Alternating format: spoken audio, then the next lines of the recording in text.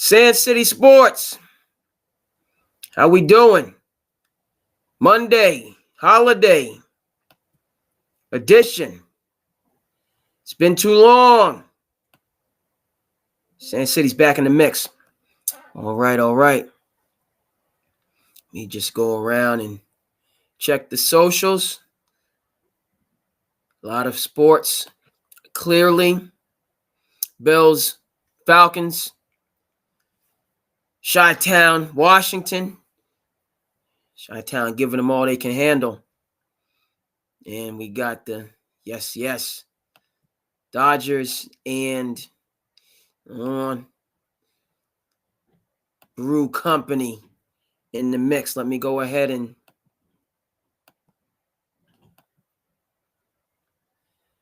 what's going on, Chris? Been too long, my friend. Been away from the Passion Project. No excuses. Life gets busy. You make time for it. You got to make time for your art, for the creativity, for your expressions. It's got to be done. All right. So this is good on the X machine. Hold up. Let's get the YouTube in order. YouTube is good. Let's get Twitch lined up and let's bust a move here.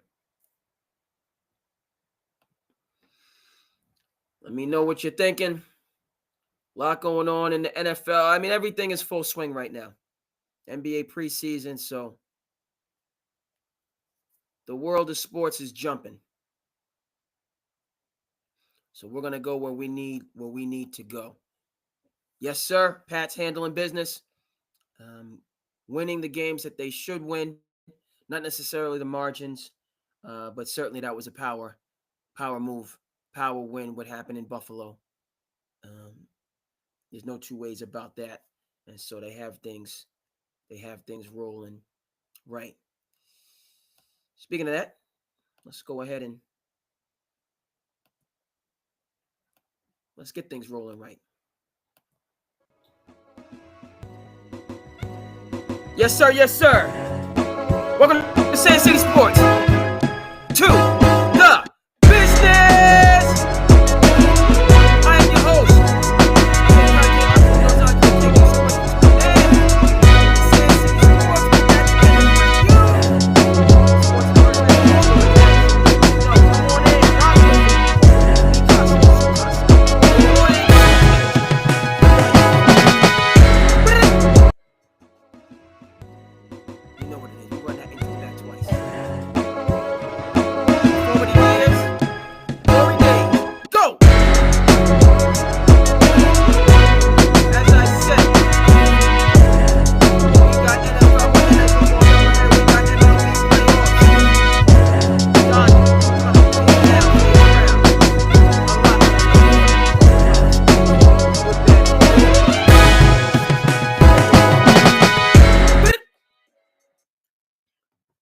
And so, hey, it's all and everything going on right now, and we're gonna touch every single topic. Monday, long weekend, going into the work week. But we, as I said, what did the Chicago Bulls say? We about to get down for our crown. Sand City, right? I done been a good minute, and as I say, you know what I mean. There's no excuses. Okay, life gets busy. That's when you have to. You gotta double down. I got to get in there. I got to get into my David Goggins. What did he say? Win the morning, win the day. Okay, I've been dragging a little bit, poking my lip out. No. Pressure is a privilege. Shout out to Billie Jean King. That pressure is a privilege to have it on you. All right, and so you take it all in, and you go out there and battle and make hay while the sun is shining. Okay, so we got let's keep current with what's going on. All right, keep current with what's going on. ATL Bills coming down the stretch. All right, below. The Bills, the invincible Bills, give up one they should have won at home. Woulda, coulda, shoulda, didn't. and now playing against an upstart ATL team, an upstart. I've been on the Falcons, you know, believe in Michael Penix, their general manager, the vision that he had. Yes, they had Kirk Cousins, first Cousins, but he's looking to the future. Okay, quarterback, rich draft, and Penix, he's the quarterback of the future. So he did his apprenticeship year, and now he's learning to fly. They have weapons aplenty. Okay, so Atlanta's no slouch, and the Bills, they're going through their go through. We're gonna swing over. There's so much, but yes, this Washington Chi-Town game. Okay, again, Washington, Super Bowl contender, favorite. Chi-Town trying to find themselves with a 6-point lead in the third. Okay, and we're gonna keep our eye on both, and most certainly Major League Baseball as well. But yes, sir, Chris, you talked about the Pats. Let's start there. We're in the Commonwealth. Let's talk about Mike Vrabel, the Patriots, and how they got this thing rolling. How they got this thing rolling right now. And let's start there and build up. Let's get Mike Vrabel on the screen.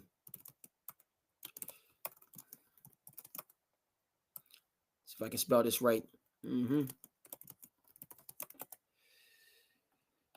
you got to give credit where credit is due. Let's get Big Mike. You got to give credit.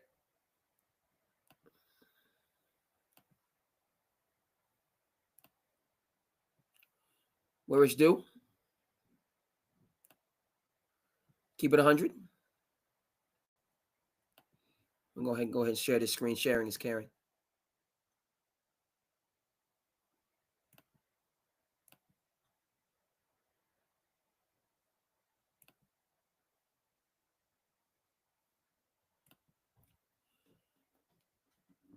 Okay, yeah, Big Mike Vrabel, Patriots, back-to-back wins. You got folks talking about the playoffs, so on and forth. And let me just start with whatever happened to the Miami Dolphins. Shout out to Miami Vice. Awesome 80s. Right? There's teams that were supposed to be in the mix, in the conversation, i.e. the Ravens, that are falling off the face of the earth. That's not taking anything away from the Patriots and what they're doing and what they're building. Now, what's changed the dialogue, changed the conversation is the winning in Buffalo. Okay, went in there and held them down, nip and tuck. Buffalo's defense looking a lot more porous than years past and what I expected to be. Buffalo kind of getting in that all offense, and teams spending on offense, and the defense is not where it should be. Chris, I got to ask you, okay? What we're seeing from Drake May, the progression from one year to the next. I made it clear I'm a Gerard Mayo guy. That hasn't changed. It's not going to change. Okay? Deserves an opportunity. Mike Vrabel, if you were going to, you know what I mean? And I'm continuing to bring up this dichotomy, and if you feel some type of a way, jump in. But Mayo was the man. The torch was passed from Belichick, and we're going to talk about Belichick. We're going to talk about the Emperor having no clothes. We're going to talk about being on a slippery slope, because all of those are relative to Bill Belichick. Okay? Things are just going buck wild. It used to be do your job. It used to be the Patriots way. It used to be the system. And this man is having, it's not a quarter late. He's having a late in life crisis. Bill's going in every which way, blaming the Patriots for what's going on in North Carolina. Talking about, but we'll get to Bill Belichick. We're coming back to Mike Vrabel and what's going on with the Patriots right now. I respect Robert Kraft. for putting his money where his mouth is when it talks about representation, when it talks about empowering disenfranchised communities, giving people platforms, so on and forth. So there was a succession plan in place. It passed from Belichick to Gerard Mayo. But I'm going back and counting and looking at these receipts because, look, I respect all that, but myself as a sports fan and then football people are going to back me up on this. Pound for pound, Mike Vrabel is a better coach than Gerard Mayo. He's a better coach. He's had the experience. He's been, right? Gerard Mayo, first year, he's got to build it up. What did Mike Vrabel do in his first year? He sent Tom Brady and the Patriots home. I'll keep reminding people of that. Tom Brady's last pass as a Patriot was an interception. You know it, and I know it. Then Mike Vrabel took his show on the road, Derrick Henry and others, and smacked around the Baltimore Ravens years ago, Lamar Jackson's first MVP season. Ravens are looking like the Buffalo Bills of the 90s. Can't get out of their own way. I have no idea what it is. Ravens are looking like Wilt Chamberlain. Nobody roots for Goliath. Ravens, everybody's rooting for you. Everything is there, and there's just a complex. This season looks like a loss. They can still break through. You can get hot, but already 1-5. Lamar, Ravens, the back's against the wall. I like to see them get in the playoffs and get hot. When they won their last Super Bowl, they did it through the wild card. Just got in the dance and were hot at the right time and won the big kahuna, right, the granddaddy of them all. That's the Rose Bowl, but you know what I'm talking about. That's college. We're going to talk about college. Okay? Back to Mike Vrabel, year one. He showed you. He gave you that Joe Burrow. Joe Burrow hurt, bad for the NFL, bad for Cincinnati. Where am I going with this? Joe Burrow came up in the league year one, game one, and was like, I'm here. Put respect on my name.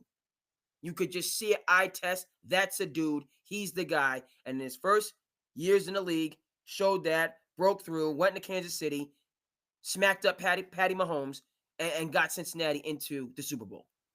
You saw it immediately. Mike Vrabel, you saw it immediately. This guy is a winning, not just a solid, good, winning NFL coach. Day one, he's got the right stuff. And his years in Tennessee, they were always competitive. They were always right there in the mix. One of these franchises that now we're going to talk about Tennessee and how the coach had to go. But they were never Super Bowl contenders, but they were always tough outs. So Mike Vrabel, as a winner, as a strategist, he wins games. But then his reputation, he builds culture. So that even if you're not winning, right? What did Scott Brooks say when he go to Oklahoma City, building that franchise before Kevin Durant decided to take his talents to Golden State, but building them up, the KDs, the Russes, the Durants, breaking them, getting them to the finals. Scott Brooks, he's a dude. Learn a little bit more about him, how he, I knew who Scott Brooks was in the 80s and 90s, NBA guy. He's a dude on the Lakers bench right now supporting JJ Redick so he can continue to do the good work that he's doing. Scott Brooks said, we're not losing, we're learning how to win. We're not losing, we're learning how to win. So Mike Vrabel does that. Even, right? We're right there. We're on the cusp. We're building those winning habits. Whereas back to Gerard Mayo, who I support then, now, going forward. Last year started good, wins early, close losses early, and then for whatever reason, it just started to come undone. Then it came undone more. Then at the end of the season, clearly it just got ugly. Got ugly. Just like that. The culture was never established. Seemed like there was drama from day one. So what I'm going back to and what I'm standing on is, yes, I was happy Gerard Mayo got the opportunity. Robert Kraft, you showed me something there. Do we agree on everything? Do we agree? No. But you put your money where your mouth is and you gave a man an opportunity. But for whatever reason, You saw signs early, culture-wise, and then it just got in a slippery slope and it went down. Chris, I got to ask you. I'm putting your comment right back on up. Hey, this Will Campbell, man, what's going on? Right? Drake May back there like Joe Montana, man. He's back there for this man has time. Same thing against Buffalo. Okay? His offensive line is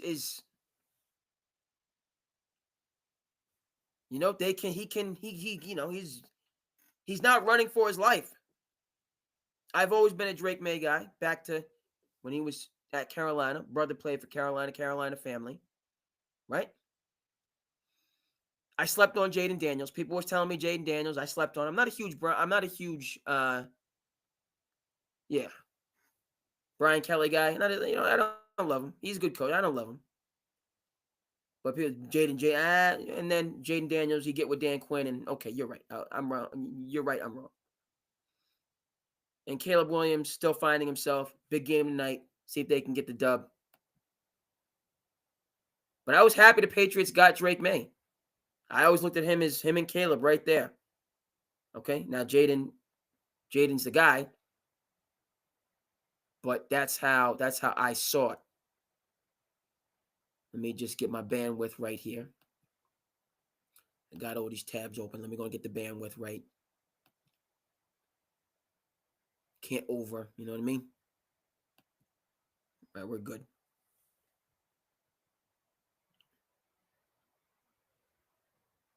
All right, point of fact is this. Drake, people, he's showing, why he was that number one. He was always in that upper echelon. And I think last year, that was one of the battles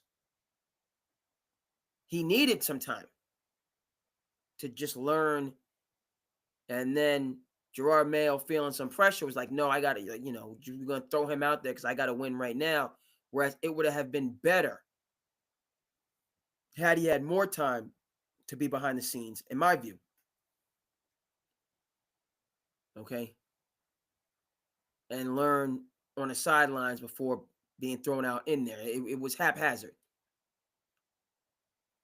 Coming this year, Mike Vrabel, new coach, this offensive line, handling business, got to establish the run game, play off the run game. And it's working. When they did. Now, they didn't blow the Saints out.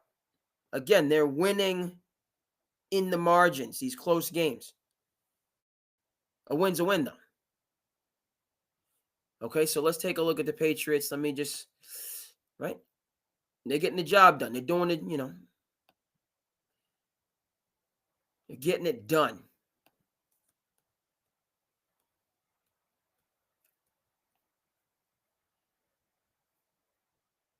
All right, and now we get into the playoff, folks. I had the Patriots winning 6-7 games. I'm not coming back off of that. That's what I had. I'm not going to jump on the bandwagon now. Not doing it. But, folks, what are we talking about here? Titans? Browns? Okay, now then the Titans and the Browns. So they got two more. They can get hot, get a 5-game win streak. Then ATL and Tampa Bay. Okay. Now you got to play playoff teams.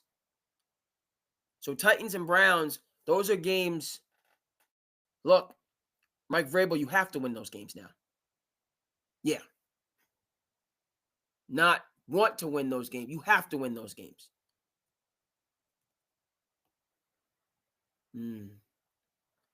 Okay? So we're looking at a Patriots team being 6-2. I say again, you have to win those games. Browns, battle-tested, playing in the North. All right. Maybe I was a little bit too high on the Browns. But the Browns, you got, they're going to punch you in the mouth. Even though their division looked like it was going to be the most dominant in the NFL and has completely collapsed.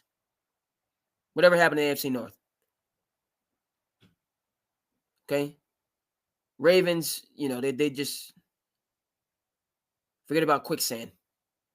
It's like the tectonic plates, it's like an earthquake and the ground just opened up. So the Ravens are hanging on, right? The Mission Impossible, like Tom Cruise hanging off like this with the one, and looking over. That's the Ravens. They got some Tom Cruise Mission Impossible going on right now. Do I think Harbaugh, Lamar, can they pull themselves up and get back on the mountain? And yes, they can do it, but they're hanging off a cliff. Bengals, just unfortunate with Joe Burrow. It's just unfortunate. Shout out to Joe Flacco going in there. Okay. Right? Browns, you got 18 quarterbacks to give a quarterback to another team in their division. The Browns are the Browns. Right? And the Steelers are just looking around like, I guess somebody's got to win this division. Even though they got to get their house in order. So the AFC North has cratered. Not what it looked like to begin the season, but don't sleep on the Browns. And then the Titans firing the coach, right? We're going to talk more about these coaches getting axed. Were they supposed to be good this year? No, but again, it's not that we're losing. We're learning how to win. We're learning how to win. That wasn't taking place in Tennessee. Again, I'm not for people being fired in general. The situation in Tennessee is different than the situation at Penn State. We can admit that, right, folks? Penn State starts the year ranked top 5 with national championship aspirations. Tennessee starts the year ready for the lottery to put more pieces around Cam Ward. Tennessee starts the season lottery on 3. Come on. And we're upset that, they're headed for the lottery. Okay, they're going there. Again, these losses can be closer losses versus, a situation where, what you can't have is folks just throwing their hands up, right? And, just the season is over after 6 games. And what am I doing this for? And that's unacceptable. And when that begins to, right? Now, okay. So 2 games for the Patriots where they should get dubs. And then we'll see. The Patriots beat ATL. They beat the Buccaneers. I'm going to have to eat some crow. Right? Falcons, Buccaneers. I got them losing both. Maybe they split. Okay. Then Jets, Bengals, and Giants. 3 more games where they're the favorites. Then Bills, underdog. Who knows what to make of the Ravens? Then the Jets and the Dolphins again. So let's work from the bottom. Play the Dolphins last game. They're the favorites. Play the Jets second. Favorites. Ravens. I don't know. I'm going to have to say the Patriots are the favorites right now. That's going to be a very, you're not using very. I mean, you can. That Pats-Ravens game, 3rd from last in the season, that's a marquee game.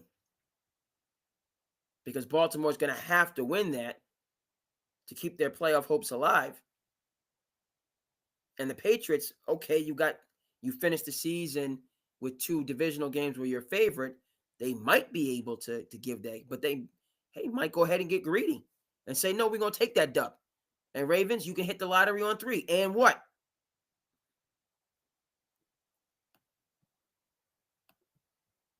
So Dolphins, Jets, Ravens, I had the Patriots favored in all 3. Baltimore, you got to show me something or else. Not the favorites against the Bills, even at home, 3-1.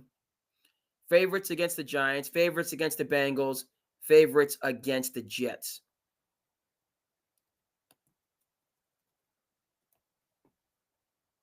We're going to move on from the Patriots. 6 of the last 7 games, they're favored.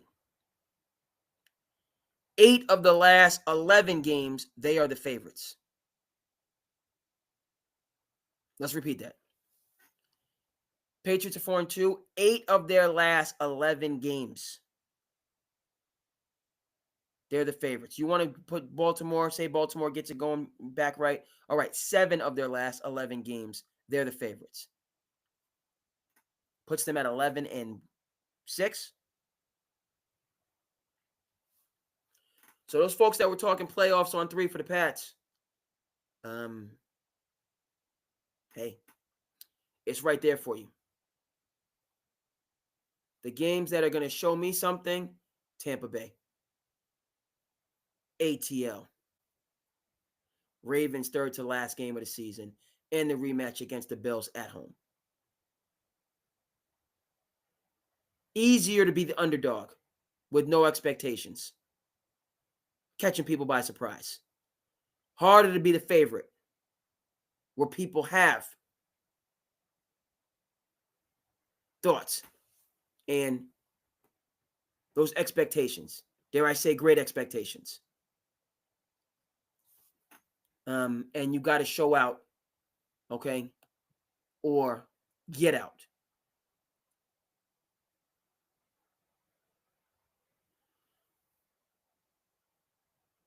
Okay, 2 straight for the Bills in the loss column. Not so much concerned about them losing to the Falcons, but how they lost. Only scoring 14 points, losing by double digits. That's no good. That's not going to get it done. Washington storming back, taking a 1-point lead, end of the third against Chi-Town. Dodgers holding on to a 1-run lead, top 9 against the Brew Crew. All right, it's going on, right? It's a beautiful thing right now. We got to, right now I'm going to talk. Obviously, I'm going to talk to you. But we got to get this production thing straightened out. We got to get this production thing in order here. Because we got too many things going on. It should have been done. All right, we got to get one of these games on. Whether it be baseball. No. Okay, so just bear with me as I go to the wrong app, which is infuriating, right? Go to all these apps, and you go to the wrong one. Okay. See if we can get one of these ball games on, whether it's going to be the baseball, the football. Have apps for both.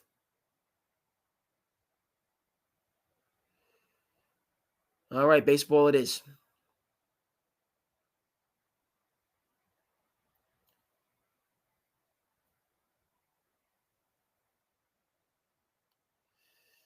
Top 9, Dodgers.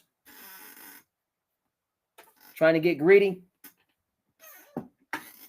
Add to that 1-1 lead. And we're going to keep a close watch on the Commanders and the Bears coming down the home stretch. Let's go across, see how we're doing on the socials. Everybody out there, we say it and we say it. Everybody out there is doing well. It's been a minute. Been long and too long. But Sand City Sports is back. All the current events news and information that you need. We're good on the socials.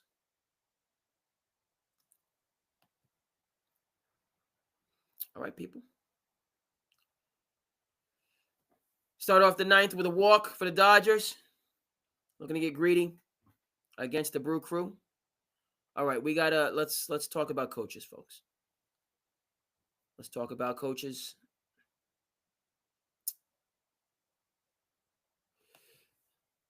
Okay.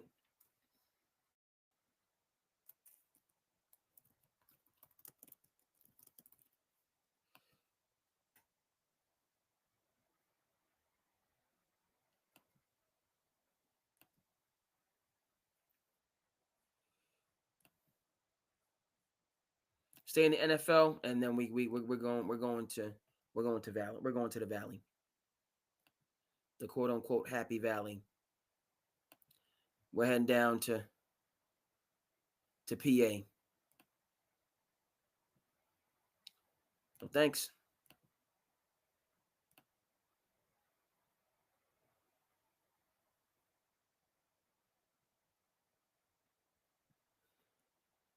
All right, let's break it down. For me, I think this could have waited.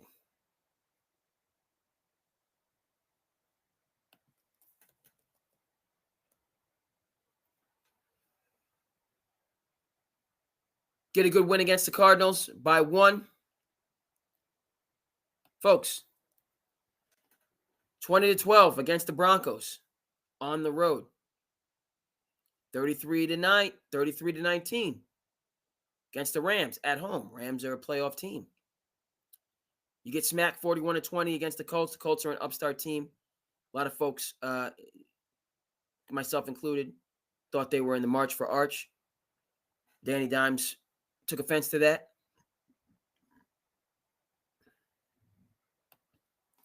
Straw that broke the camel's back is 26 zilch. Okay, those games we'll do it to you every time. Against the Texans, who are also trying to find themselves. Different situation than the Titans, who first-year quarterback, clearly building. Texans had a movement going on for a quick moment. The beginning of last year, Diggs, Nico Collins balling. Then Diggs goes down, and seems like the Texans went down with Diggs, who's found himself here in New England. Tennessee was supposed to be one of the resurgent contending teams and fell off the pace and hasn't been back, but 26-0. Okay, that's the tip of the iceberg. You lose 20-10 to the Raiders. Pete Carroll knows his business, right? He's a caging, silver fox, if you will, older guy, but still handling business. That's not a terrible loss. What are we looking at going forward for the Titans? Patriots, they're resurgent, but a team you can catch. Colts, world beaters, but that's only recently. And a divisional opponent. Chargers, you're the underdog. Texans, again, another divisional opponent. Seahawks, right?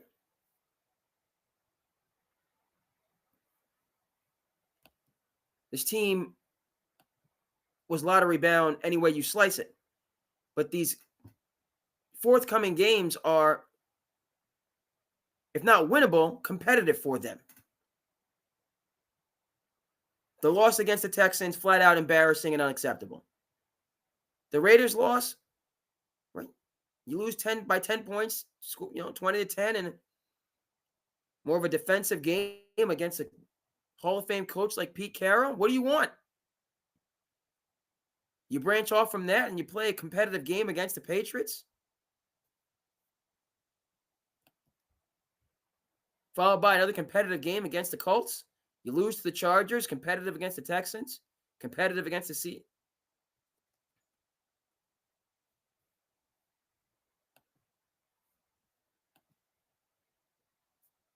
So to me, I'm not seeing the writing on the wall.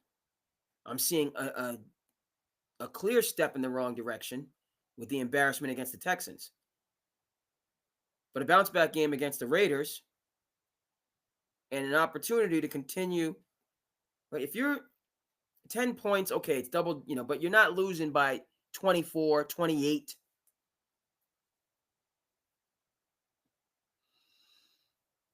So I'm not buying this.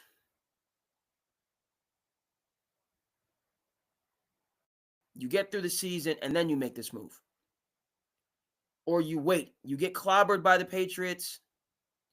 You get clobbered again by the Texans. Okay, now we have some evidence. Now we have a trend, a pattern.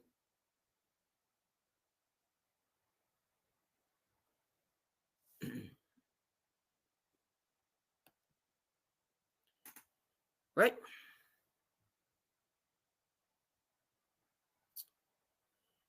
Okay, Fernando Mendoza. I'm inclined to give Cam Ward a shot. From what I've seen, he's a worker. Talking about his upbringing, parents working hard, being up at 4:30 in the morning. Like, this is what I do. I'm built for this. So those early indications for me, like, let's give this kid a shot. I see him as a little bit different than Josh Rosen, who brings a jacuzzi into his college dorm as a freshman, and was kind of inclined to win the game and then win the party afterwards. I look at Cam Ward as more focused and locked into football, whereas Josh Rosen had the core talent, kind of a lesser version of not Baker Mayfield, a lesser version of Johnny Manziel. Josh Rosen was a talented guy, but not someone all in on football. Cam Ward, in my view, is all in on football.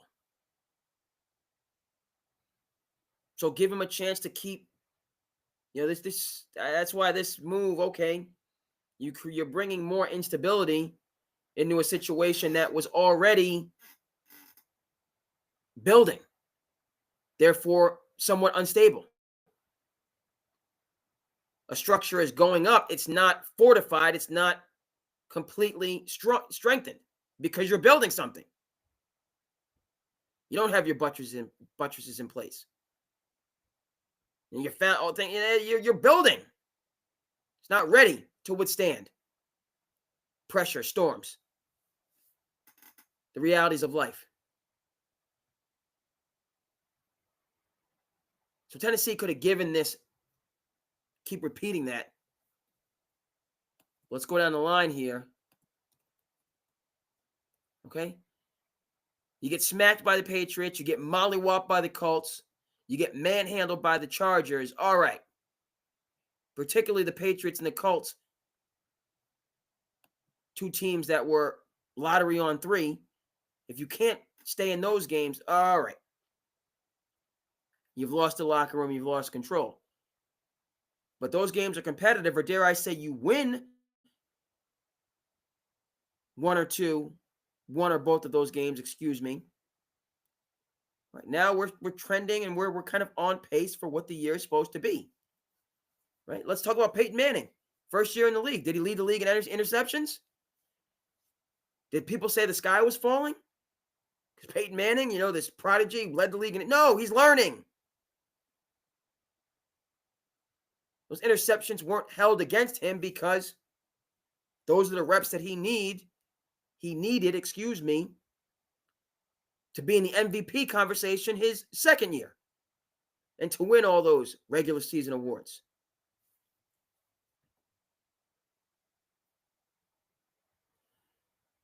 So I'm not buying this. All right? Tennessee, I'm not for all of this. Don't know why you got rid of Mike Vrabel in the first place.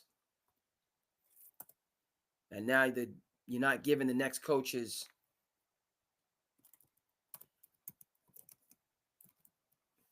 the opportunities they need.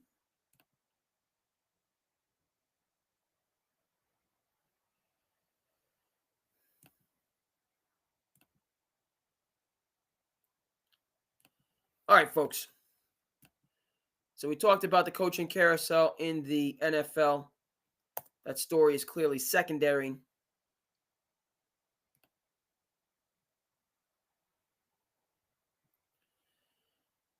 To the coaching carousel in college sports. All right. No, thank you so much. $1. You got to go. No thanks. Philadelphia Inquirer. That's where Stephen A. Smith got to start. No, I'm not. So we're going to have to find different art, even though got respect for the Inquirer. By the way, go ahead and check out Straight Shooter. Go ahead and check out Straight Shooter, folks. Stephen A. Smith's book. Got that on Audible. It's a good listen. If you're still, I had this, goodness gracious, took some time to load. If you're still a cold media person, as I should be, you sit down and you read, which is fundamental. Shout out to Riff. Reading is fundamental. Chris, you know what I'm talking about. Reading is fundamental. You grew up in the awesome 80s, went to school in the 90s and 2000s. That Riff, that reading is fundamental. That Hooked on Phonics.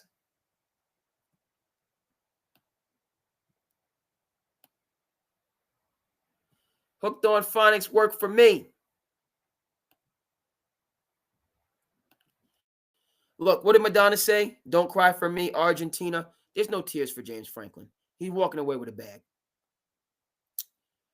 Walking away with a bag in terms of where we are with sports in this country. Am I going into a bit of a, yeah. I mean, book fairs, like good stuff. Good stuff from the formative years. The Oshkosh Bagosh years. Okay, tuning in. Dodgers get a little bit of security. 2-0. Bottom 9. Brewers holding on. Yes. Shout out to the reading is fundamental, the book fairs, the awesome 80s. 1 down. Bottom 9. Look.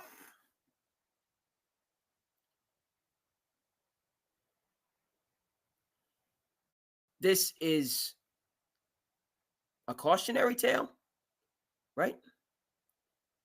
Of, what do they say? What have you done for me lately? What have you done for me lately? Okay, no. I want to know what you done for me lately, and if you ain't speaking my language, if I'm not picking up what you're putting down, you can go. Right? Penn State, beginning the year, like this is the time. They're right there. They've been right on the cusp. You look at what happened with Texas. I'm not backing down off my Arch Manning Heisman Trophy takes. You can check the receipts. Is he winning the Heisman? Absolutely not. But I was big on Arch, big on Texas. Thought it was going to be essentially a coronation for him and the team this year. Doesn't appear to be the case. So now you're talking about Ohio State and Penn State being right at the footsteps of the Natty with how Texas has faltered. And they weren't able to take advantage of that opportunity. Okay? Let's talk about the dollars. You're going to give somebody $50 million to chill. Let's get into that, folks. Any illusion we have about amateurism, right?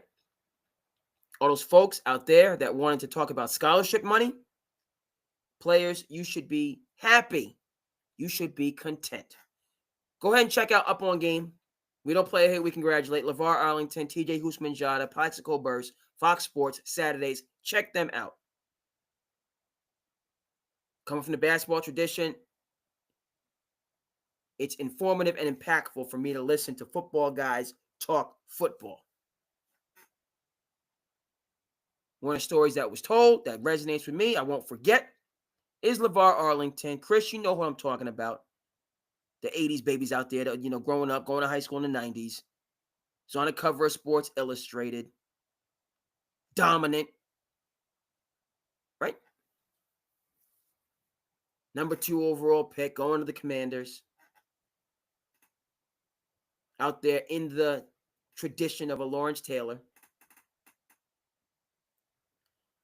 LeVar Arlington tells a story that when he's in college, this is LeVar Arlington, the guy, Sports Illustrated, dominant, natty.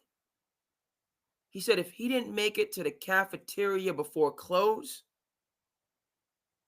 he and his people were driving around campus looking for somebody that loved you. You heard what I said.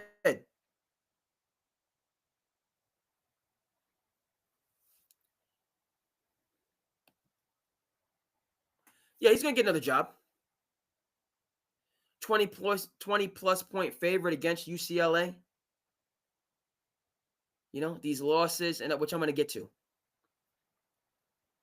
But he'll get another opportunity. But I'm just talking about my view of this macro. So, yeah, and I know I'm going back. We're going back to the 90s. I know it's 2025 and we're a quarter of the way through the century. I get all that. But from a time when the elite of the elite players had to drive around because they had no money in their pocket to go out to a restaurant and get a hearty meal, to where we are now with these guys, these athletes making more than the NFL players.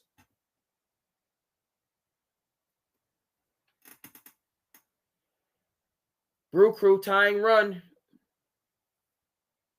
Go ahead, run. Heating up, folks. Go ahead, runs at the plate right now. One out. Okay, we'll see. Yes, let's get back to this. Right?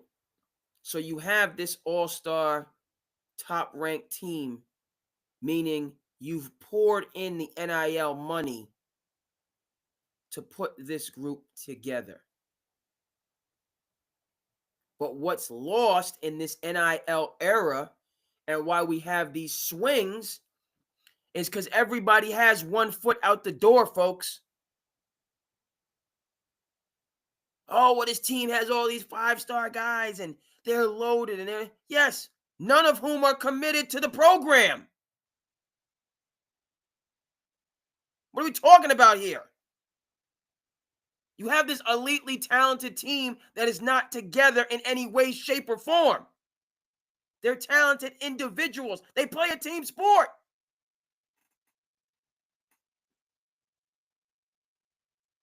So for James Franklin and Kellen DeBoer and Steve Sarkisian and the way that college sports is wired right now, the talent on your team is secondary to do these people even know each other.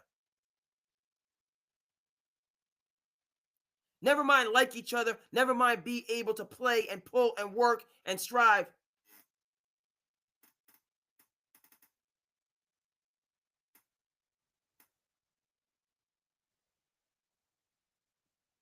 Woo! Brew Crew, folks, you watching it. You seeing what I'm seeing. We got 2 outs.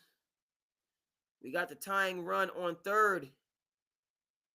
The go-ahead run is at the plate. It's getting crazy in Milwaukee. They're going down. Playoff baseball is awesome. I'm sorry, it's just wonderful. Yes, I'm getting back to James Franklin. It's its own playoff hockey, you know, sudden death. It's okay. And what they've done with the pitch clock, folks. So the games, I watch playoff baseball anyway, you know, even quote unquote old days. But with the pitch clock, so the game is moving, you know, at a pace more consistent with the world that we're living in. And then next year with the challenge, that's going to even, the challenge is long overdue. But so that we're going to get it right. We need the challenge. I'm talking like I'm Field of Dreams, Kevin Costner over here. Yes, I'm a sports fan. I enjoy baseball, but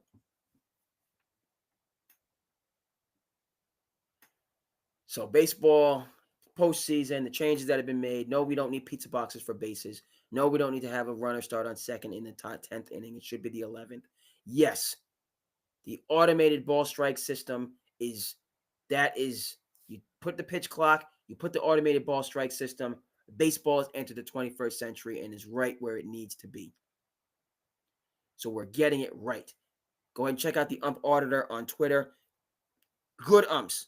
There's no excuse for a missed third strike called. There's no excuse for a missed third strike. Called third strike. There is no excuse for a missed called third strike. There's no excuse. And it may have been happening since time immemorial. It's been awful since time immemorial. You got it wrong and you took away an opportunity that team can't get back. Never mind when it happens in the later innings. Runners on the corners, 2 outs. This pitcher is struggling.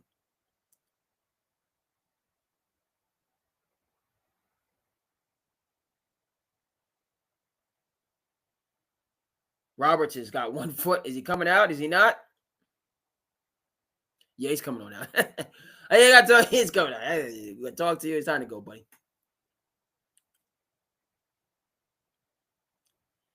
This is a baseball thing. He's coming out to talk. Are we talking or you don't know? Or is he taking the ball?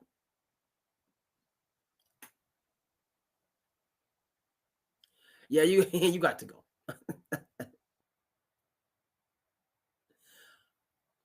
In Cape League baseball, a lot of times they come out and they just talk.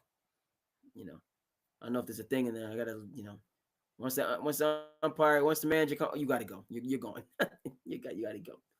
I like the fact that in the Cape League, in college, they come out, we talk, and go back and forth. All right, you got it. It's interesting how sometimes those talks are effective. Sometimes, next thing you know, they blast a 2-3-1 ribby, and all right, now you're gone. So things heating up in Milwaukee. We're going to keep an eye on that. Come back to James Franklin. Yeah, he secured a bag. Yeah, that speaks to the nonsense that went on in college sports for so long. You got LeVar Arlington. You worried about Cam Newton and $100,000. Are you kidding me? Reggie Bush and $100,000. What you put him through? You're giving this man $50 million not to work in a quote unquote amateur sport.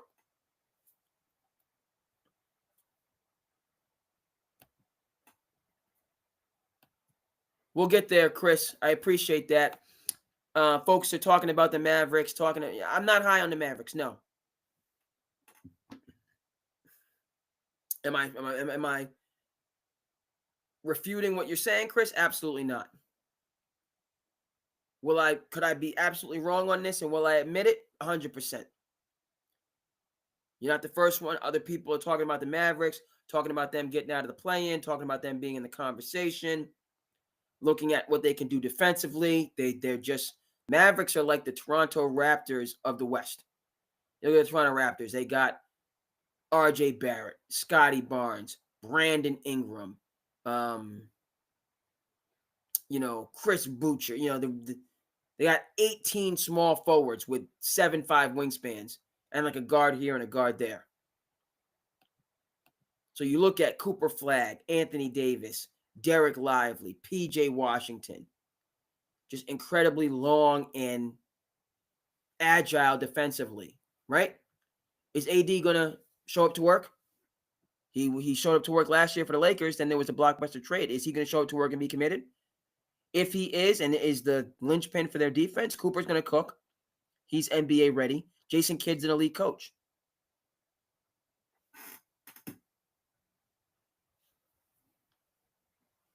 Strike one. You're watching it. I'm watching it. Runners on the corner. Bottom 9. Woo! What? Championship Moxie?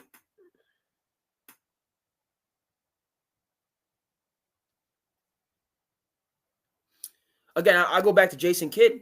Jason Kidd has championship Moxie. Okay. The NBA gifted them the first round pick in Cooper Flagg. Cooper is obviously not Luka. He's Cooper. It's going to take him some time.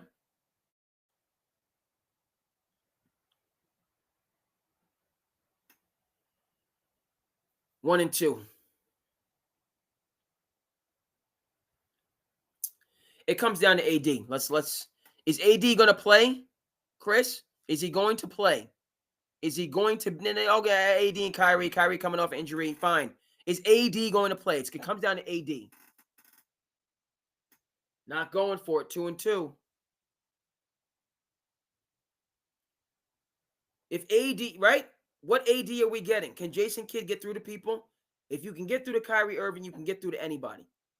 So if AD finds that fountain of youth that he's been searching for, hold up.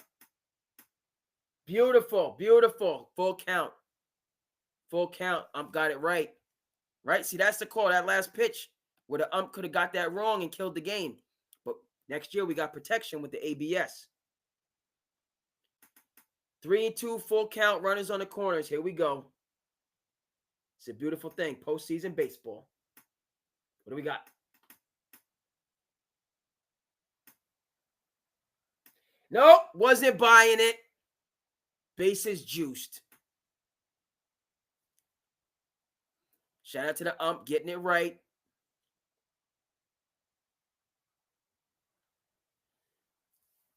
All right, so AD's healthy.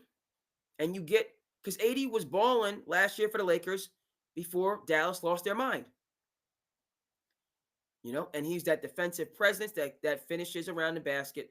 Of course, Jason Kidd's going to scheme up some things for him to score offensively, but him just being the defensive guru, the defensive stopper. Okay, Lively or as well. Lively lets, so AD doesn't have to do all the dirty work. He likes to do some of the dirty work, but he doesn't like to play center, so. And obviously he can shoot the three. He can do different things. So you stretch the floor with those two. Then Cooper, 6'8", 6'9". Talk about him, Kidd playing him at shooting guard or small forward. So if that's your front court, Lively, AD, and Cooper, all right, you're dangerous. Kyrie's got to get back, but he'll be back in the mix eventually. And Jason Kidd will hold the fort,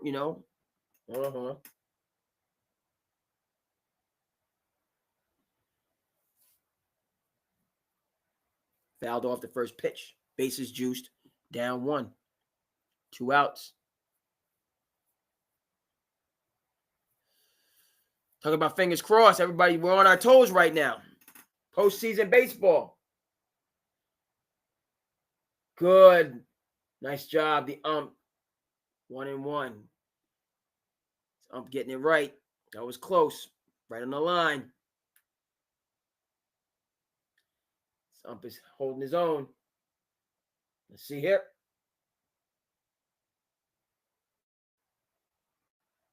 Got that one. Ooh. High and outside. Dropped it right in. Ooh. Here we go.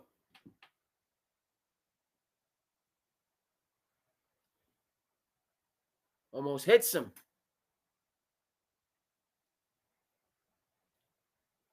All right, I know we got to get back to the James Franklin. We're going to conclude that. We'll jump over to the Dallas Mavericks. We're going to give a shout out to the Las Vegas Aces and Angel Wilson, who I got a chance to meet in person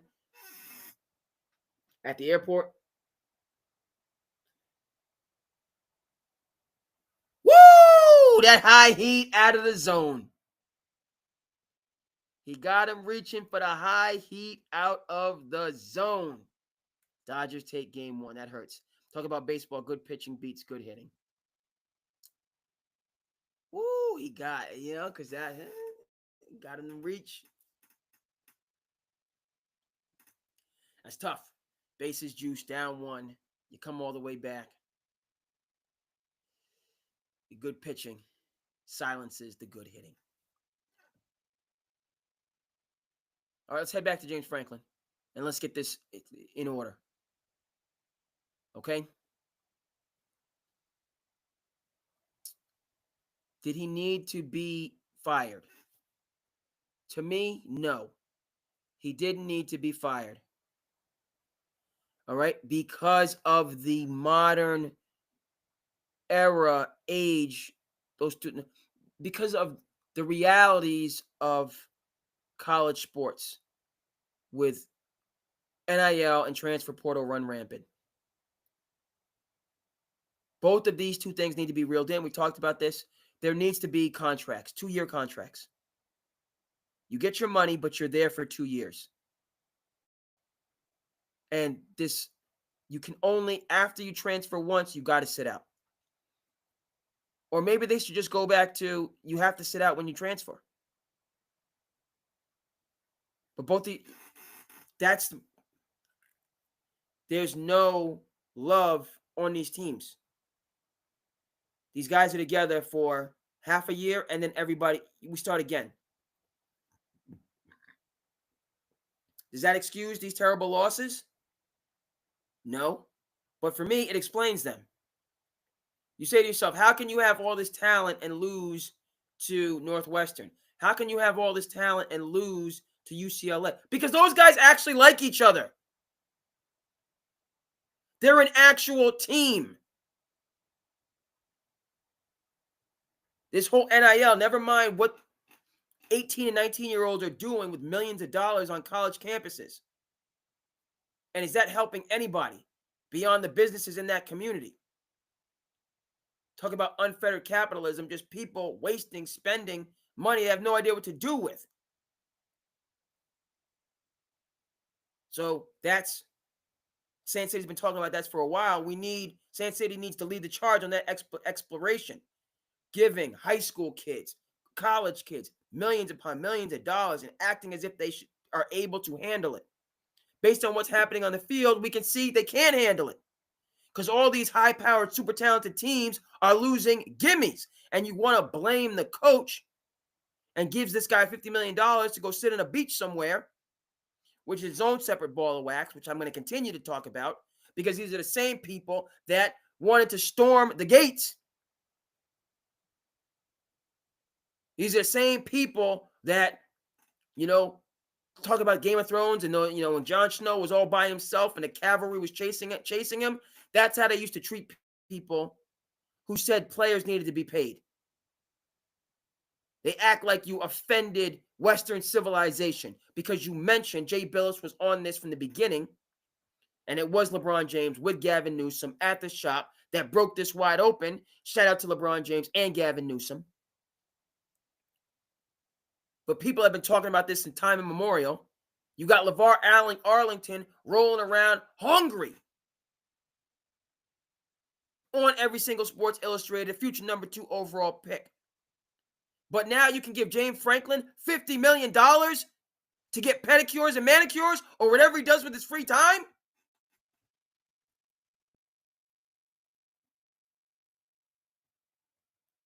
But you were talking about not having money for all these years. I've made my point there.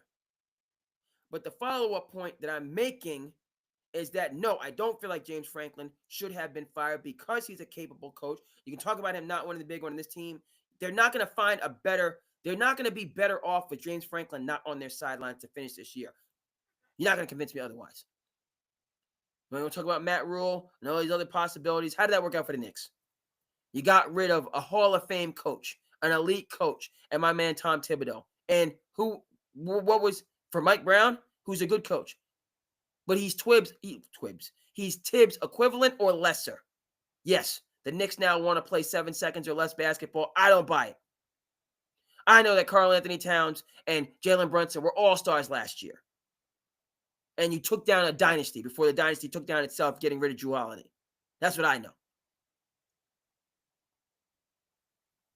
But talk about what have you done for me lately? How did they do Tibbs? Similar to how they're doing James Franklin right now. I'm making a one-to-one comparison. Yes, you heard what I said. Penn State is not better without James Franklin there. What has to be understood and gotten under wraps is, and you see this, all of these quote-unquote college football programs, never mind the boosters, they have general managers. Duke, per usual, changing with the times.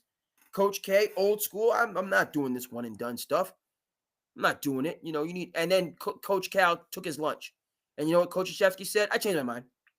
My greatest right as a man, human being, adult, to change my mind. Coach K said, I'm done. I changed my mind. I see where the game is going, and I'm going to change with the times.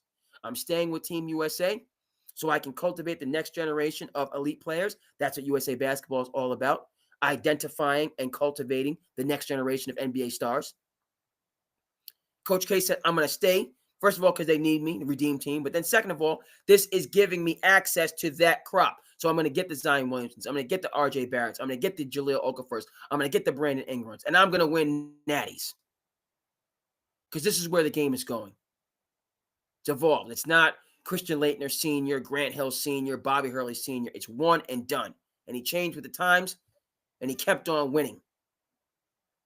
In every way, at every level. Penn State, college football, you need general managers.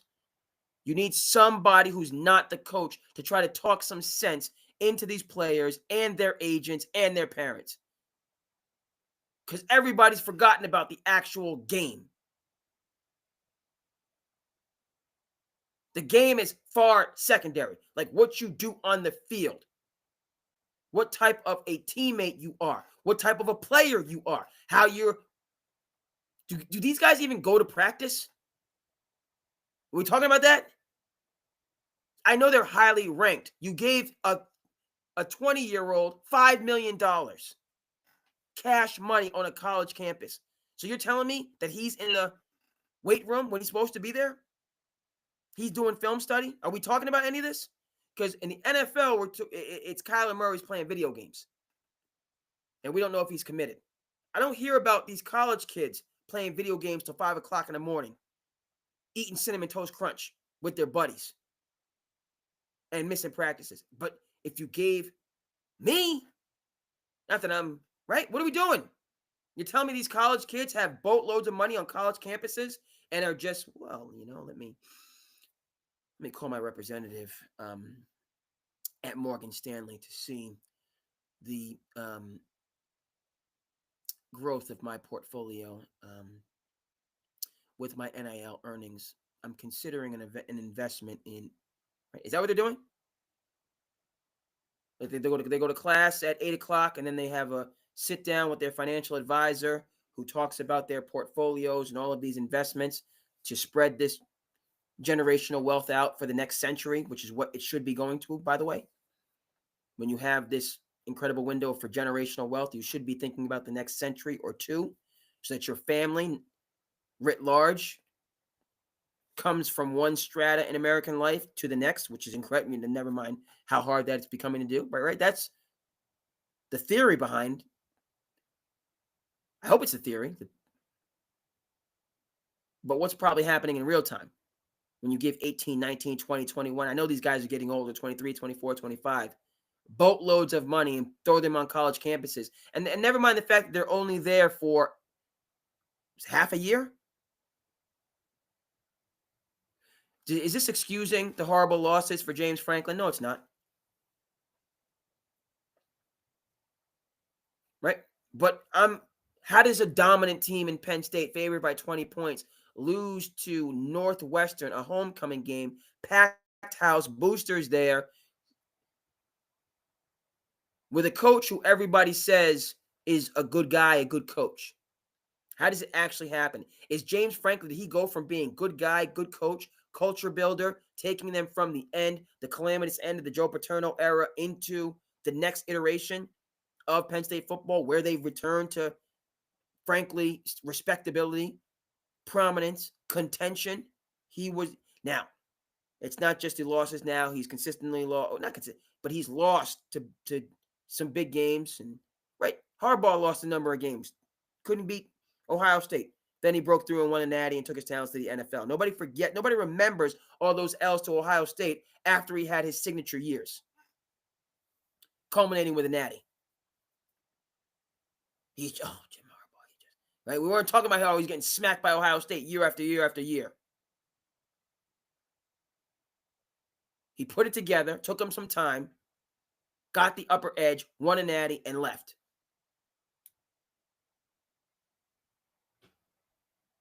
So that's my issue with James Franklin, and never mind the money that he, we talked about the money versus what the college sports is and what it could have been doing for a long time.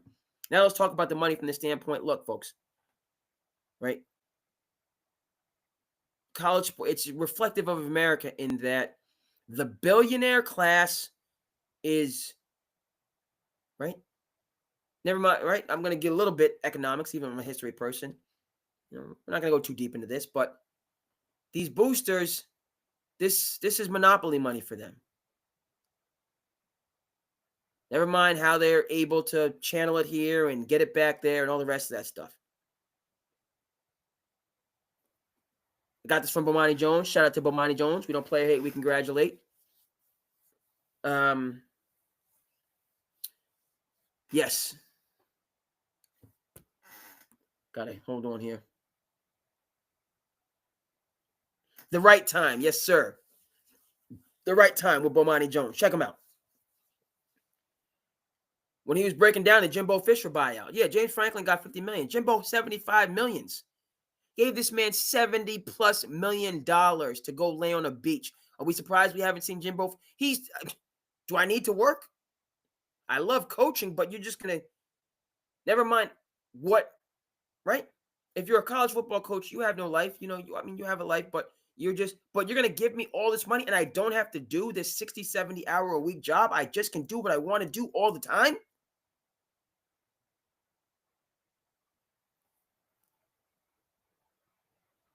Right? James Franklin will get back into coaching eventually, I think, but if you're just going to give me, I'm trying to be a billionaire myself, trying to take this $50 million and turn it into $500 million.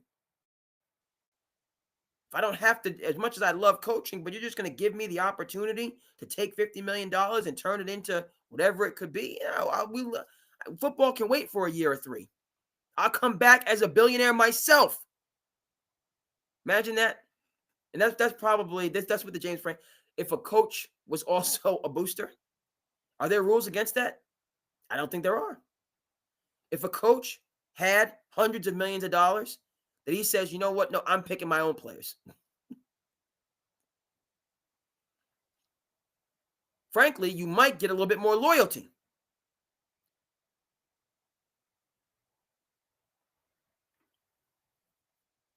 Should he have been fired? I go back to this. No. Why? Because they don't have as good of a brain trust and a chance to win this year without him. What they need, what college sports needs, is people like Worldwide Wes and Leon Rose, who brought the Knicks back into prosperity, right? You need a front office with that type of gravitas. Did the Knicks make a mistake in firing Tibbs? Absolutely. But when they had things rolling right, you had Leon Rose, you had Worldwide Wes, you had Tibbs, you had James Dolan. By the way, shout out to my Knicks. They're still my Knicks, even though they fired the great coach of Tom Thibodeau. You see what I'm saying here? Shout out to the Knicks. You see what we doing. We going through the tough times. We going through the tough times. Got rid of my man Tibbs. Mike Brown knows his business. He's no Tibbs.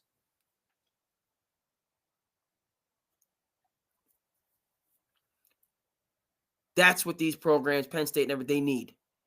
They need elite front offices to get in there and sift through some of this stuff. And so that it's not all on the coach. What happened to the player? What happened to the, right, coach, general manager? How did that work out in New England at the end of the Belichick era? Right. How did that work out in the NBA? We don't see that anymore. The coach and the GM, they're two completely different roles. They need to be on the same page, but they're two completely different roles. It used to be in the good old days, the coach, what did Bill Parcells say? If I'm gonna coach the team, I need to buy the groceries. And that was that era. That era's over. Bill Belichick era, I'm gonna get rid of you a year. It's over. And it didn't end gloriously.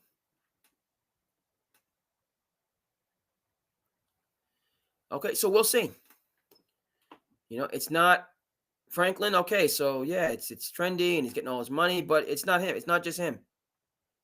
Texas, there, right? These juggernaut teams, and oh my goodness, was Oregon the number 1 seed last year? Dominant, beat the what happened in the playoffs? It completely reversed. All of a sudden, Ohio State, what did they start? What happened? Did they start like talking to each other? We act like Ohio State was the odds-on favorite. They weren't. They were supposed to get destroyed going into Eugene. They did the opposite. Caught fire. All of a sudden, the team comes together. They've been bickering, fighting. Then somehow it's the end of the line. We're only going to be together for another 3 weeks. So don't like. This is all over in 3 weeks. Can you do your job for 3 weeks? Okay. And then that's where college sports is. Similar to hockey, right? Talk about a situation where you got James Franklin. We don't, you're right. You see what I'm saying? We're going to get, no, we can keep James Franklin up for a little bit longer. But one of the things that I'm excited about going into college basketball season is St. John's under the leadership of Rick Pitino, who's had his ups and downs. Talking about this is the best starting lineup in the country. Got a kid, Josan Sanan, who's from the Commonwealth out there in Fall River. But, St. John's with the Under Armour money were good last year, and they're just loaded this year. Will they buy in for the next 6 months to what Pitino is teaching them and building them into? You hopefully yes, but you don't know.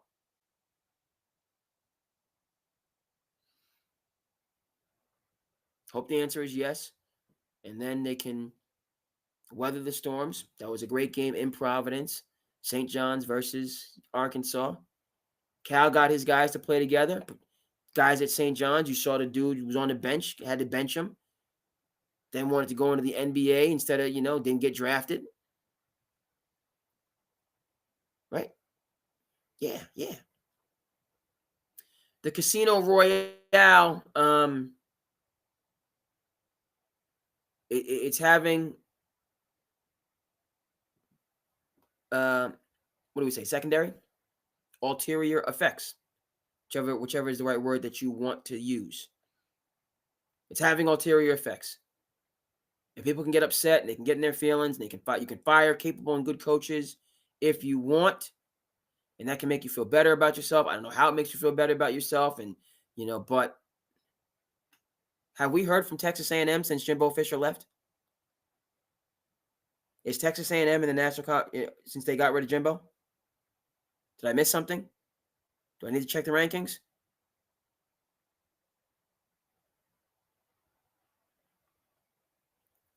Okay, it's the nature of the environment. You call it the nature of the beast. Nature, it's where college sports is now.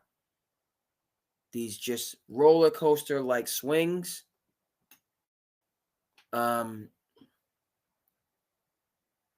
That you're gonna have to manage and navigate. Right? Do I feel like teams should be, Dabo Swinney, or we don't poach players and we don't do the whole, and we don't. Okay, so you can lose because you don't have the core talent, so you're gonna lose. You have to involve yourself in the Casino Royale to a certain extent to have the talent.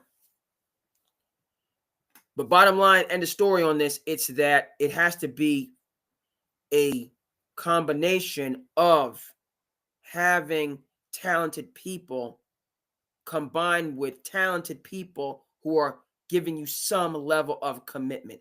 Everybody cannot be a mercenary. You have a team of mercenaries, well, that's what you get. And what you're going to get. You think okay, so we lose, right? And this is the sea change. If LeVar Arlington at Penn State, Plaxico Burress at Michigan State, Hoosh was out of the pack, forget specifically what Pac-10 team he played for, right? If you were to lose a homecoming game to a team that, in my day, like, you feel ashamed. You feel like there's a sense of, I let people down. Do college athletes feel that they let anybody down but them? Do they care? You got Penn State players like, man, Can't believe that we lost the homecoming game and we let our. Or are they looking at their next NIL deal? Appreciate you, Chris. Shout out to Oregon State. Shout out to Gary Payton, another Oregon State prospect.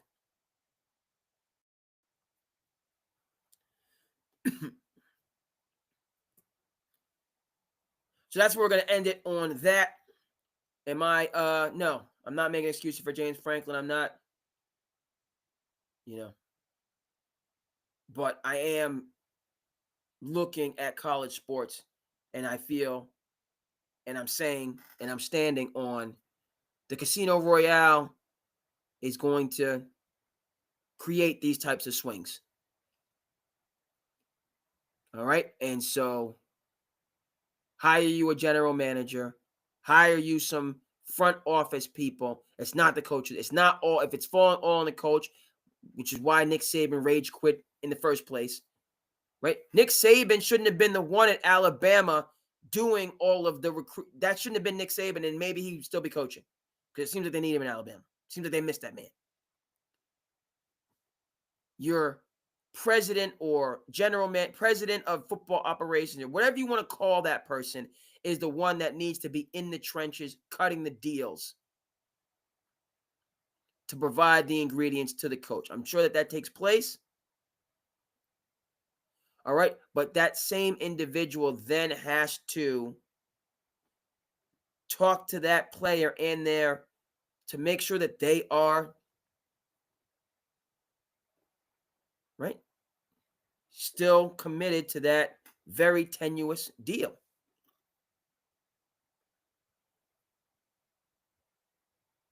You give that kid the money, and you just, okay, now you're going to the coach, and now listen to the coach for the next 6 months. And it's just the coach, and kid don't want to hear it, not trying to. General manager, talk to this young man. Or in conclusion, have a plan B and get you some Rudy Rudigers. Don't rely all on that 5-star person that's not committed and doesn't care. Be able to say, you know what, Mr. 5-star, I'm going to put you to the bench, which is a double-edged sword, but do it, or be able to do it. Because that 5-star guy, if you do anything against me, I'm going to quit on you. You can't bench me. I'm who I am. So you have to leave these people out there and they not do it. No. You got to have plan Bs. You got to have a plan B, or you got to watch the Pony Excess. Shout out to ESPN 30 for 30 and start spending this money on some Michael Dickersons, all right, and some, on some better, more consistent players. Because you're spending it on folks that don't give a darn. And you're getting what you get. Shout out to James Franklin. Spend your money, enjoy your money. It's not all on you. Am I giving him a pass? No, I'm not giving him a pass.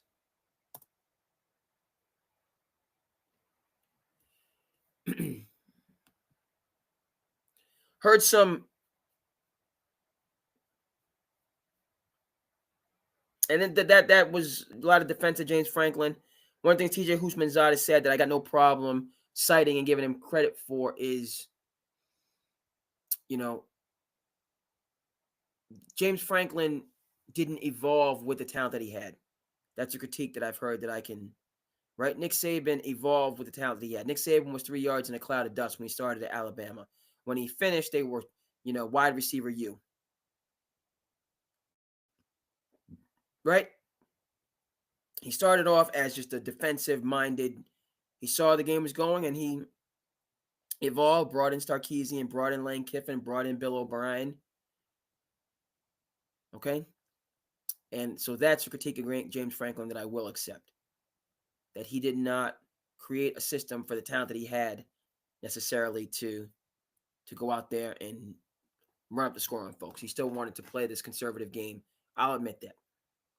And if that was the kind of, okay, I still don't think you get rid of him mid-year. I think you wait to the end of the year to do it. But that also could have been ironed out before the year.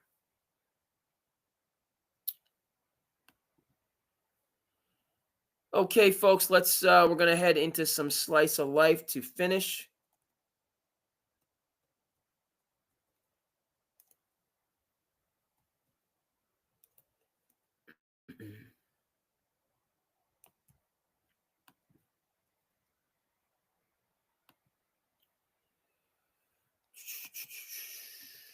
Going to get into some slice of life to conclude on this weekend,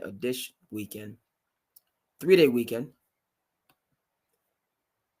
We get ready to move and groove. Sand City Sports. Back at you, Passion Project in the building.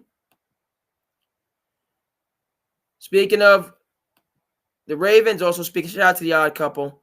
Let's talk about Baltimore. Starts bigger than that. John Harbaugh should be fired. And I said it after week 1. When you score 41 points or 40 points on the road in game 1 and you don't win that game, there's a problem. And they've had a history of this. They're still living off that same one championship, that John Harbaugh won, beating his brother. I'm sorry that every year there's an excuse on why the Ravens don't get it done. On paper, they have a really good team. They have a special quarterback that you may never ever see again. Before this game, he actually tied Aaron Rodgers for the best quarterback rating in the history of the National Football League. Not of the last 5 years, in the history of the league. This is a guy that Bill Polian, who's a Hall of Fame general manager, is talking about he should be a wide receiver. This guy, what he does with his legs and throwing the football now as a passer is unbelievable. And at some point, you can't keep doing the same thing. You got to look and figure out you need new leadership. John Harbaugh has been there too long. This ain't no, I said it after week 1 and people were like, oh, you're just a prisoner of the moment. It's just the first game. And what now, the terrible defense, people are now looking at John Harbaugh a little bit more. And no, it starts big. All right, shout out to Rob Parker. Shout out to the Odd Couple. Shout out to MLBBro.com. Yeah. I'm not big on firing coaches midseason. Harbaugh, he's Marv Levy, right? He's been there right on the cut. I wouldn't, get rid of him. Really, are the Steelers going to get rid of Mike Tomlin, who's been, never had a losing season? I hear that, you got the one Super Bowl. It's been a time. I respect that model, that Rooney model of the coach. This is, we'll get rid of him when his time, like Harbaugh, they're peering off into the abyss. His season has just gone completely haywire, injuries and the like. But let's see if he can right the ship. I know 1-5, and they're going to have to catch lightning in a bottle, but I think that they're capable of that, just like I had them win the Super Bowl. So they can recover. And then, one off year, Harbaugh, even if they don't make the playoffs this year, they're going to bring him back for another year. The thing, again, with the Ravens is just that they get right to the precipice and can't take that step over. They can't jump the broom, so to speak. And that's a different type of psychological challenge. Rather than just being a dysfunctional organization, which they are far from. So, see Rob's point, respect Rob's point. Don't want to fire a coach mid-year, particularly of his status. And even if they don't they have a down year, he's got to get one more year to get them back on track. John Harbaugh, he's earned that. Speaking of coaches and pressure, let's take a listen. Hey, you're coaching in the toughest town in the NFL. No, I know. I heard you. It's not close for second. 81, they blew Santa Claus. No, I know. You were there. That's the truth. I was there. He says the fans are passionate and the media they want to rip your head off. And we all need somebody to talk to. Understand that. If you ever need anybody to talk to, just call me up. I might just do it. You just do it. I'm not, hey, and we all need that. You think I don't need somebody? You make sure you call me if things aren't going good, and they're not going to go very good because you don't have a very good football team. And I said, well, I'm going to show you. You know, I got that fifth game.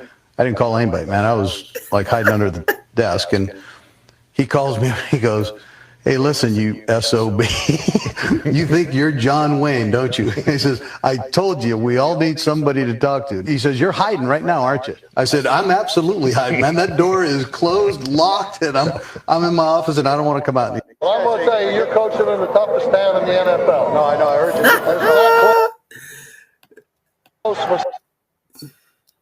We're going to listen to this again, but shout out to Big Bill Parcells, and hey, two all-time greats, two lifers. And there's humor in it, and then there's reality. You know, it's this type of stuff. These are the type of, right? When you're under the pressure, when you're under the gun, and you're going through it, you know, on your journey. And this is, I hear the rain outside. This is facts right here. This is facts, and this is the type of just camaraderie and connection that you need at certain points. I mean, it's only at certain points. Obviously, you have to go through what you have to go through, but it's a good moment, you know, just about the help that you find along the way. Second. 81, they blew Santa Claus. No, I know, you were there. That's the truth. I was there. He says the fans are passionate, and the media, they want to rip your head off. And we all need somebody to talk to. Understand that. If you ever need anybody to talk to, just call me up. I might just do it. You just do it. I'm not, hey, and we all need that. You think I don't need somebody? You make sure you call me if things aren't going good, and they're not going to go very good because you don't have a very good football team. I said, well, I'm going to show you.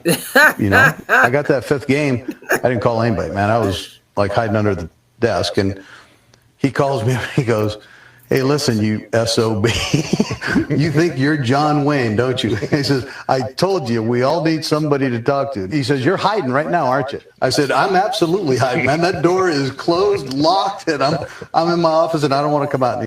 Very good football team. And I said, well, I'm going to show you. You know, I got that fifth game. I didn't call anybody, man. I was. Reminds me of, go ahead and check out Traffic.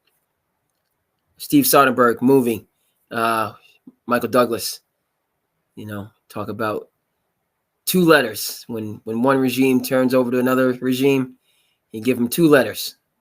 He says, you'll need these when times are tough. Open these two letters. Shout out to Traffic. Get that clip. But, hey, you got to have someone to connect with. Positive. Teams, and, you know, those guys were generational before their times. And a lot of it came from, I think, a lot of the European scouts that they had. Being able to see the European game and knowing sometimes, you know, they didn't have a lot of guys that could just come down and break their fingers down. We got to do this as a team, but we got to do it with a lot of space and a lot of pace. Get the ball moving. If you don't have a shot, dribble, drive, kick. Dribble, drive, kick. Set a screen, get out of it. Like things of that nature. And Pop and those scouts and those coaches, they did a great job of kind of bringing that game to the NBA, and it caught us all off guard. You know, we didn't, you know, it takes sometimes a year for you to get used to a certain action, like, oh, what is this? You think about the Spurs teams, and, you know, those guys were talk about changing with the times before their times. Popovich, a lot of defense, from, I think, a lot more of a Tibbs guy. Scouts that they had, being able to see the European game and knowing sometimes, you know, they didn't have a lot of guys that could just come down and break their fingers down. We got to do this as a team, but we got to do it with a lot of space and a lot of pace. Get the ball moving. If you don't have a shot, dribble, drive, kick. Dribble, drive, kick. Set a screen, get out of it. Like things of that nature. And Pop and those scouts and those coaches, they did a great job of kind of bringing that game to the NBA, and it caught us all off guard. Shout out to Pop. You know, it takes sometimes a year for you to get used to a certain action, like, oh, what is this? You think about the Spurs teams, and shout out to Pop. You know, those guys. Yep. You got to change with the times. All right, a couple more. We'll come back to James Franklin. Keyshawn's take. Man, I'm not even sure with James. I'm calling him James. James Franklin just did right there. What type of damn play call is that? You got an opportunity. Man, I'll never say this about a coach, but you just quit on your team, man. You literally, Mr. Franklin, just quit on the Penn State Nittany Lions with that play call. You allow whoever's calling the plays, whoever, you allowed that BS to be called and got stuffed. This is horrible, man. If I was Penn State, which I'm not, I'm a Trojan, I'll be talking about buyout right now. Whatever's left on this contract, let's figure it out. Because you got to go. Northwestern? Oh, man, stop. For real. Stop. I can't. This is a lot for me to even be able to absorb. Unbelievable, James. Man, I'm not even sure with James. I'm calling him James. James Franklin just did right there. What type of damn play call is that? You got an opportunity. Man, I'll never say this about a coach. Go ahead and cook. But you just quit on your team, man. You literally, Mr. Franklin, just quit on the Penn State Nittany Lions with that play call. You allow whoever's calling the plays, whoever, you allowed that BS to be called and got stuffed. This is horrible, man. If I was Penn State, which I'm not, I'm a Trojan, I'll be talking about buyout right now. Whatever's left on this contract, let's figure it out. Because you got to go. Northwestern? Oh, man, stop. For real. Stop. I can't. This is a lot for me to even be able to absorb. Unbelievable, James. Man. Okay, football folks have spoken. What I'll say on that is the horse is already out of the barn. They're already down 4th and 3, so they'd already put themselves back. Do we expect all of a sudden them to do something functional, rational, evidence and common sense when they've already? So that play call was consistent with everything that they did to get themselves in the place of having to, right? That play call was awful, but play calls throughout the game were awful to put them there. So he's right.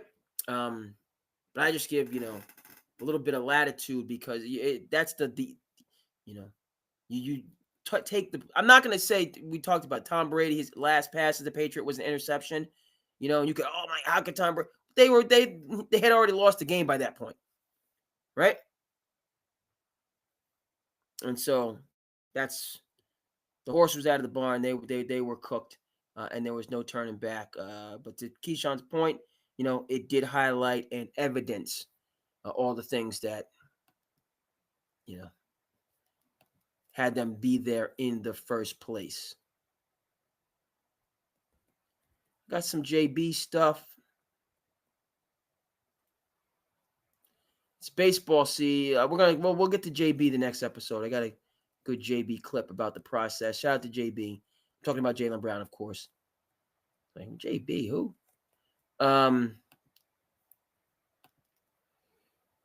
It's postseason baseball, so we're gonna finish with postseason baseball or baseball. The legendary Bobby Cox, he once pulled you from a game mid-inning after you let a fly ball pass. Oh, man. He said, oh, man. It basically kind of, changed everything for me a little bit. I'm not going to lie to you. The inning before, I struck out against Kerry Wood with people on base. So I was pissed. So I carried that to the defense. Lance Johnson used a big bat, so he took a big swing, but I didn't, my focus was there, so I didn't see him hit on the end of the bat. So he blooped it. Right now, I look at it and I say, I will be yelling at myself too, by the way. But at that moment, I didn't think. So I just caught the ball and throw it in, and Bobby yanked me. I'm standing there, I'm looking back, and I see, Gerald Williams. He's running at me. I was like, me? Me? I was like, oh, okay. So I'm going in, I'm getting there, I'm walking. He go, get your ass over here. Go down here. So we go down there. He started yelling. I'm yelling at him. I was like, I didn't fucking know what I was doing. I missed it. Sorry, what the fuck you want me to do? He was like, you fucking talk. You be fucking up all the time. Man, I said, fuck you. I'm the best fucking player you got on the fucking team. The media again and asked me what happened. I told him what it is. And, they say, what do you think? Bobby said, you might not play again. I say, I don't know. He's the manager. It's the decisions. But Bobby would never not put anybody else in center field. Trust me. He come to the stadium. The first man he's probably going to write the name of it is my name. Yeah. Figure out where I'm going to hit, but I'm in the lineup. I'm in there. Lance Johnson used a big bat, so he took a big swing, but I didn't, my focus was there, so I didn't see him hit on the end of the bat. So he blooped it. Right now, I look at it and I say, I will be yelling at myself too, by the way. But a little bit of baseball, Andruw Jones. Yankees fans remember, had 3 home runs. Yankees won that first World Series to start them off in '96. Lost first couple games against the Braves. Andruw Jones came out looking like Willie Mays. 2-3 jacks. Good ball player, good career. But can't go against the old sage, the old manager. Can't do that. Yeah, we're gonna get the JB clip in. We've got time for one more. Gonna get the JB clip in this episode.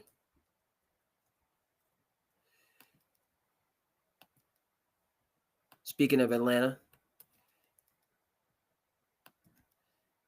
a proud Georgian, and then we're gonna be up and out of there.